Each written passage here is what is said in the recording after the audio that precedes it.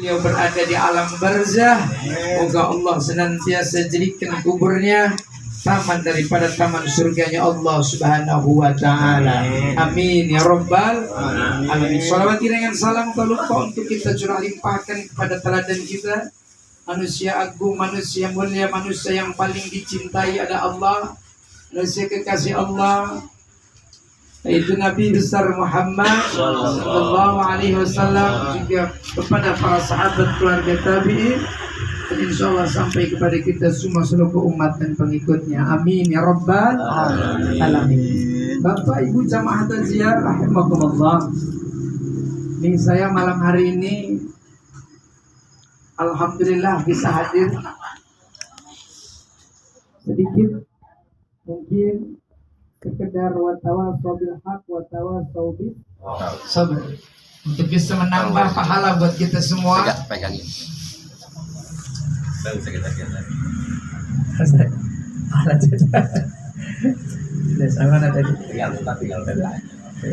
Almarhum insyaallah dengan doa kita beliau min ahlil khair. Amin. Tinggal kita, beliau kan udah transit nih Pak ya. Tinggal beliau sudah transit, tinggal kita nyusun Pembatas. karena kalau surga belum, kan proses kalau surga Pak ya. Cuma kita di alam dunia saja bisa merasakan surga sebelum surga yang sesungguhnya.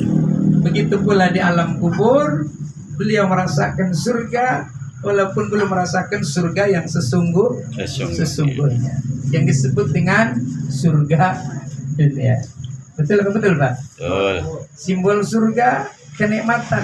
Kalau kita bisa jaga hati kita, kalau kita mampu bisa menjadi orang yang bersyukur, bisa menjadi orang yang bersabar, bisa menjadi orang yang ridha, bisa menjadi orang yang tawakal, bisa menjadi orang yang senantiasa qanaah, maka surga itu bisa kita rasakan. Ketenangan hati ada pada diri kita, ketenangan jiwa ada pada diri kita. Itulah simbol surga. Kita bisa merasakan ketenangan walaupun kita belum merasakan ketenangan yang sesungguhnya, yaitu surga. Begitu pula neraka. Bapak jamaah rahimakumullah, mungkin sedikit mengutip hadis Rasulullah sallallahu alaihi wasallam.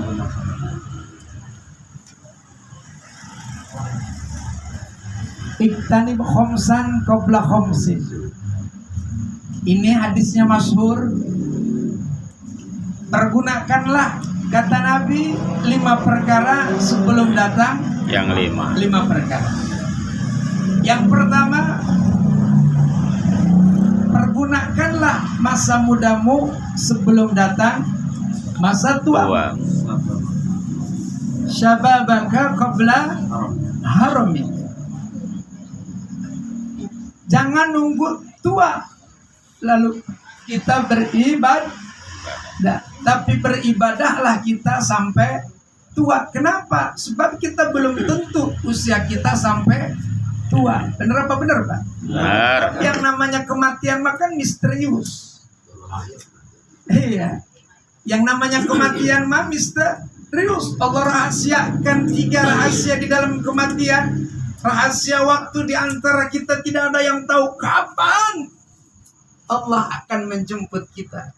Usia berapa kita nggak tahu. Kemudian juga dengan cara apa pun kita tidak tahu. Di mana kelak ajal akan menjemput kita pun kita tidak tahu. Syarat mati nggak mesti sakit, karena yang sehat juga mati. Syarat mati nggak mesti miskin, karena yang kaya juga mati. Syarat mati nggak mesti tua, karena yang muda juga. Itulah yang namanya kematian. Ada yang hum naimun, mereka yang lagi tidur tidur beneran kagak pulang lagi. Ada nggak? Ya, ini almarhum. Ada yang hum laibun, lagi main apa tuh? Main bola. Ada nggak yang mati lagi main bola? Ada. Main golf juga ada. Habis main golf juga. Itulah kematian. Kalau saya analogikan itu seperti buah Pak. Buah apa aja? Buah kelapa. Jatuh. Buah kelapa kan itu buah kelapa yang kecil ada yang jatuh Pak. Ada. Kalau kata bahasa saya mencengkir namanya. Iya. Cumplung.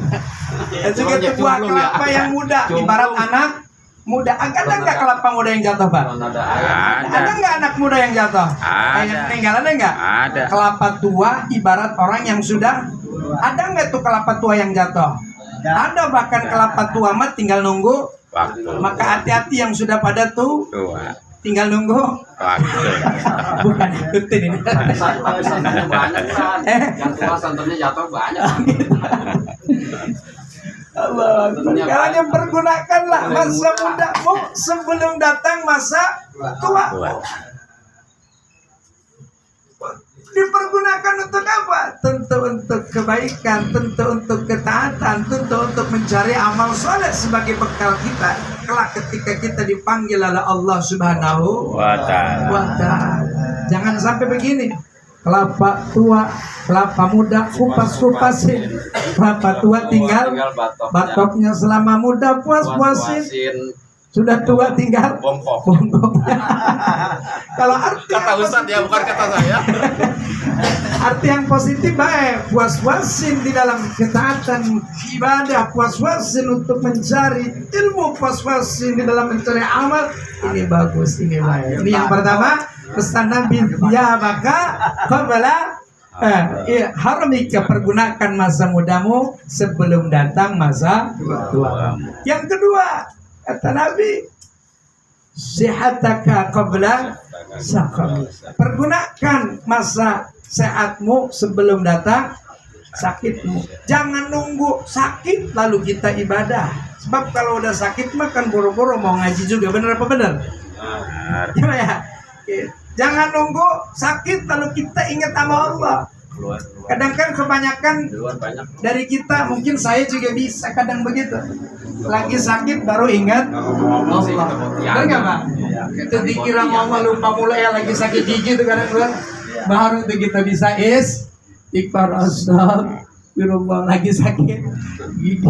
Maka pergunakanlah masa sehatmu sebelum datang sakit. Kemudian yang ketiga, pesan Nabi, faraduka wa ghinaka qabla faqrika. Pergunakanlah kayamu sebelum datang miskinmu. Mumpung punya harta, yang punya harta maka pergunakanlah harta kita di jalan Allah. Jadikan harta kita harta yang sesungguhnya. Seperti apa harta yang sesungguhnya? Ketika harta kita dipergunakan, diperuntukkan di jalan Allah. Contoh untuk pembangunan masjid, contoh untuk pembangunan musola, contoh untuk sarana ibadah. Kita mampu bisa menyumbangkan, mampu bisa mewakafkan tanah untuk jalan kepentingan orang banyak.